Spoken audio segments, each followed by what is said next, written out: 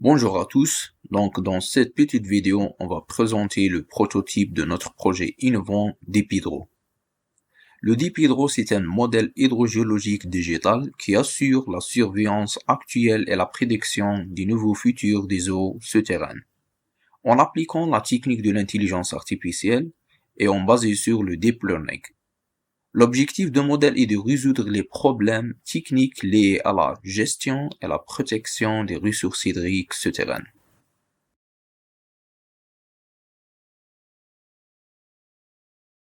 Le DeepHydro édite notamment des bilans techniques qui se représentent le service que nous offrons de situations hydrogéologiques afin de décrire l'état des nappes des eaux souterraines futures.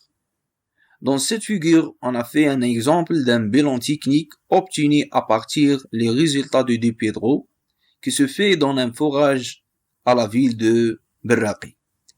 Pendant cette période de 13 mois, on a fait des prédictions des niveaux statiques et le niveau piézométrique dans ce forage. Ces bilans servent comme un outil pour faciliter la prise de décision, aussi la distribution et la planification des eaux souterraines. Ces bilans sont orientés pour les ingénieurs, mais même pour les bureaux d'études et pour les entreprises qui sont actives dans le domaine.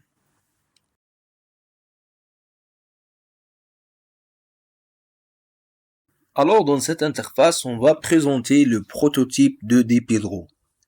Donc, le modèle, il est construit par une méthode qu'on appelle la méthode de LSTM, ou bien Long Short Term Memory Method.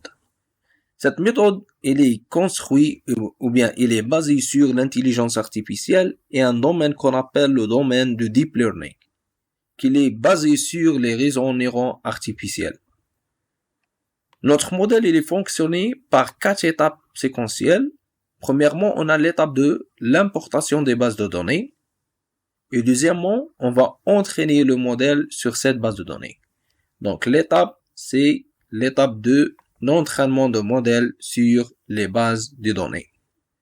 La troisième étape, c'est l'étape de la création des données techniques. Donc, on va créer les données techniques en basant sur les résultats de l'entraînement. Donc, on appelle cette étape la création des données techniques qui sont liées à le niveau des eaux souterraines futurs. Et finalement, on va donner une interprétation des résultats techniques. Et on va analyser tous les résultats.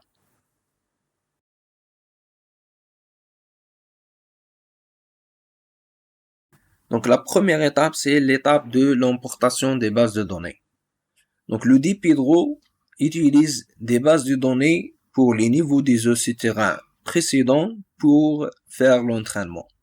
Donc, lorsqu'on va fonctionner cette partie, le DeepHydro, il va fonctionner ou bien il va visualiser toutes les bases de données.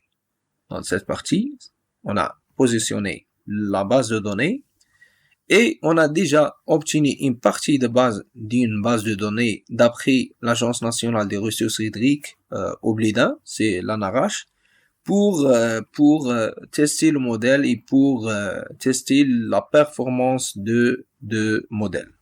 Donc, la base de données, elle est dans le même positionnement de modèle, donc dans cette partie, et cela qui se représente la base de données utilisée dans ce forage de Berraqi.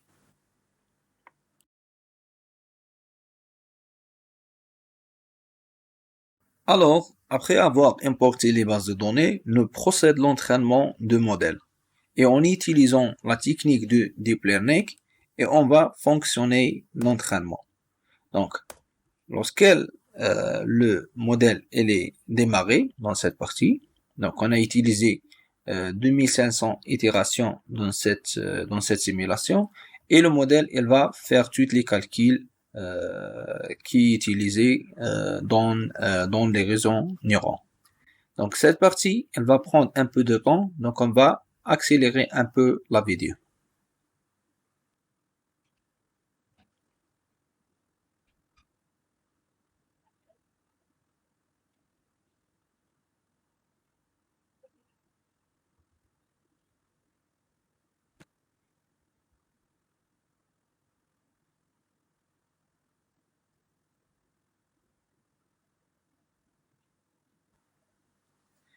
Alors, l'entraînement, il a terminé et il va prendre 116 secondes. Donc, après cette partie, le modèle, il fait tous les calculs pour donner les prédictions du niveau des terrains futurs.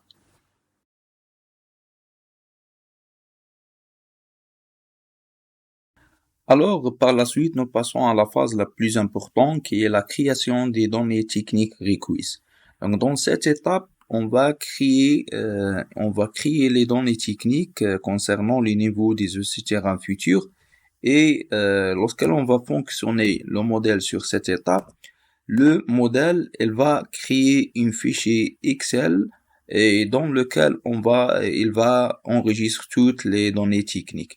Donc, lorsque l'on va fonctionner, il va créer un fichier Excel, il a créé un fichier Excel et qu'il appelle résultat, donc dans lequel on va trouver toutes les données techniques.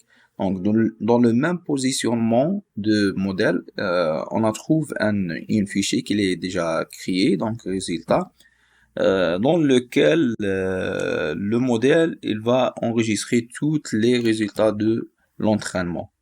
Donc ces résultats qui seront ultérieurement présentés comme un service au client, comme des bilans techniques.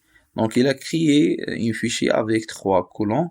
Donc la première colonne c'est la colonne de la date, c'est la deuxième du niveau des etc. actuels ou bien réels, et cette partie qui se représente la valeur ajoutée de notre modèle. Donc ces valeurs qui se représentent les niveaux des etc. futurs ou bien prédits. Donc cette valeur et aussi il va comparer ces valeurs avec les valeurs des niveaux des etc. actuels qu'on a obtenus d'après l'Agence nationale des ressources hydriques de l'ANARACH.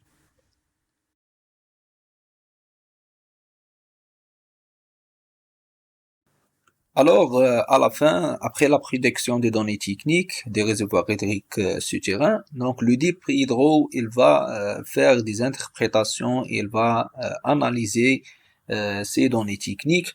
Donc, après, on va fonctionner cette partie.